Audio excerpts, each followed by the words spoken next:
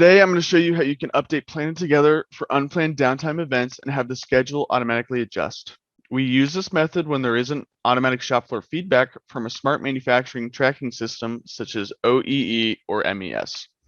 First, select capacity tools in the bottom left.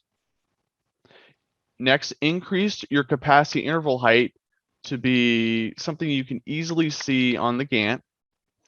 Next, select your offline interval and choose your duration. So I'm going to choose 16 hours in this case, but you can make it custom to however long the downtime actually is. Next, left click on the job that you're going to extend the downtime to. And once your time is satisfied, you can adjust it here also. Go ahead and click apply and save and close. And you can see that we have added our downtime capacity interval to the Gantt, which has extended our job by about 16 hours from its original start date.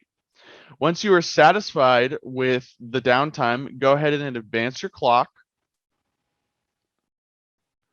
And now once your clock is advanced, you'll see that your capacity interval has stayed where it is and you're good to go.